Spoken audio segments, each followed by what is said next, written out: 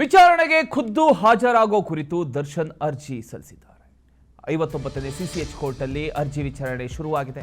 ಸದ್ಯ video conference ಮೂಲಕ ವಿಚಾರಣೆಗೆ ದರ್ಶನ್ ಅವರು ಹಾಜರಾಗಿದ್ದಾರೆ ಅನ್ನೋದು ಗೊತ್ತಾಗ್ತಾ ಇದೆ. ವಿಸಿ ಮೂಲಕ ವಿಚಾರಣೆಗೆ ಪವಿತ್ರ ಗೌಡ ಹಾಗೂ ದರ್ಶನ್ ಇಬ್ಬರೂ ಕೂಡ ಹಾಜರಾಗಿದ್ದಾರೆ.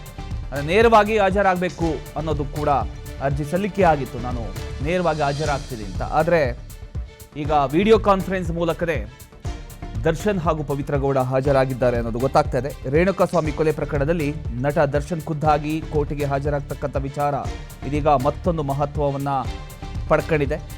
ಸದ್ಯ ಜೈಲಿನಿಂದಲೇ ವಿಡಿಯೋ ಕಾನ್ಫರೆನ್ಸ್ ಮೂಲಕ ವಿಚಾರಣೆಗೆ ಹಾಜರಾಗ್ತಿರ್ತಕ್ಕಂಥ ದರ್ಶನ್ ಹಾಗೂ ಪವಿತ್ರ ಗೌಡ ಮುಂದಿನ ವಿಚಾರಣೆಗಳಿಗಾಗಿ ಖುದ್ದಾಗಿ ನ್ಯಾಯಾಲಯಕ್ಕೆ ಹಾಜರಾಗೋದಕ್ಕೆ ಅವಕಾಶ ನೀಡುವಂತೆ ಅರ್ಜಿಯನ್ನು ಸಲ್ಲಿಸಿದ್ದಾರೆ.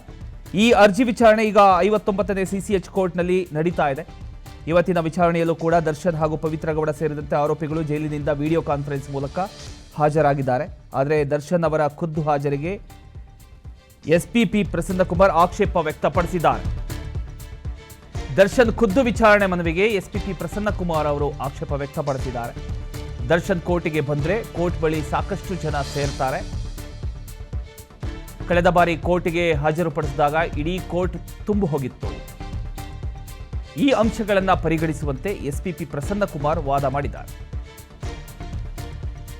ದರ್ಶನ್ ಖುದ್ದು ವಿಚಾರಣೆ ಮನವಿಗೆ ಎಸ್ಪಿಪಿ ಪ್ರಸನ್ನಕುಮಾರ್ ಈಗ ಆಕ್ಷೇಪ ವ್ಯಕ್ತಪಡಿಸಿರ್ತಕ್ಕಂಥದ್ದು. ಅಂದ್ರೆ ಎಸ್ಪಿಪಿ ಪರ ವಾದ ಏನು ಅಂದ್ರೆ, ದರ್ಶನ್ ಕೋರ್ಟಿಗೆ ಬಂದ್ರೆ ಅವರನ್ನ ನೋಡೋದಕ್ಕೆ ಸಾಕಷ್ಟು ಜನ ಸೇರ್ತಕ್ಕಂಥ ಸಾಧ್ಯತೆ ಇದೆ. ಕಳೆದ ಬಾರಿ ದರ್ಶನ್ರನ್ನ ಕೋರ್ಟಿಗೆ ಹಾಜರುಪಡಿಸಿದಂಥ ಸಂದರ್ಭದಲ್ಲಿ ಇಡೀ ಕೋರ್ಟ್ ಆವರಣವೇ ಜನರಿಂದ ತುಂಬ ಹೋಗಿತ್ತು, ಉಸಿರಾಟಕ್ಕೂ ಕೂಡ ಸಮಸ್ಯೆ ಆಗುವ ಪರಿಸ್ಥಿತಿ ನಿರ್ಮಾಣ ಆಗಿತ್ತು ಅಂತ ಎಸ್ಪಿಪಿ ಪ್ರಸನ್ನಕುಮಾರ್ ಕೋರ್ಟ್ ಗಮನಕ್ಕೆ ತಂದಿದ್ದಾರೆ. ಹೀಗಾಗಿ ಕಾನೂನು ಸುವ್ಯವಸ್ಥೆ, ಕೋರ್ಟ್ನಲ್ಲಿನ ಒಂದು ಜನದಟ್ಟಣೆ ಹಾಗೂ ವಿಚಾರಣೆಯ ಸುಗಮತೆಗೆ ತೊಂದರೆ ಆಗಬಾರ್ದು ಅಂತ ಈ ಅಂಶಗಳನ್ನು ಪರಿಗಣಿಸಬೇಕು ಅಂತ ಎಸ್ಪಿಪಿ ವಾದಿಸಿದ್ದಾರೆ. ಸೊ ಈಗ ವಿಚಾರಣೆ ನಡೀತಾ ಇದೆ. ದರ್ಶನ್ ಹಾಗೂ ಪವಿತ್ರ ಗೌಡ ಇನ್ನು ಉಳಿದಿರತಕ್ಕಂತಹ ಆರೋಪಿಗಳು ಎಲ್ಲರೂ ಕೂಡ ವಿಡಿಯೋ ಕಾನ್ಫರೆನ್ಸ್ ಮೂಲಕ ಈಗ ಹಾಜರಾಗಿದ್ದಾರೆ ಅನ್ನೋದು ಗೊತ್ತಾಗ್ತಾ ಇದೆ. ಈಗ ದರ್ಶನ್ ಪರ ವಕೀಲರ ವಾದ ಏನು ಅಂತ ಹೇಳಿದ್ರೆ, ಆರೋಪಿಯ ಖುದ್ದು ಅಂದ್ರೆ ವಿಚಾರಣೆ ಸಂಬಂಧ ದರ್ಶನ್ನಿಂದ ಮಾಹಿತಿ ತೆಗೆದುಕೊಳ್ಬೇಕಾಗಿದೆ. ಕ್ರಾಸ್ ಎಕ್ಸಾಮಿನೇಷನ್ ಮಾಡುವಾಗ ಕೆಲ ಮಾಹಿತಿ ಪಡ್ಕೋಬೇಕಾಗಿದೆ. ಮಾಹಿತಿ ಪಡ್ಕೊಳ್ಳೋದಕ್ಕೆ ಅವಕಾಶ ಆಗ್ತಾ ಇಲ್ಲ ಅಂತ ಹಸ್ಮತ್ ಪಾಷಾ ಹೇಳಿದ್ದಾರೆ. ಮತ್ತೊಂದು ಕಡೆ ದರ್ಶನ್ ಪರ ವಕೀಲ ಹಸ್ಮತ್ ಪಾಷಾ ಅವರು ಖುದ್ದು ಹಾಜರಾತಿ ಅಗತ್ಯ ಅಂತ ಬಲವಾಗಿ ವಾದಿಸಿದ್ದಾರೆ.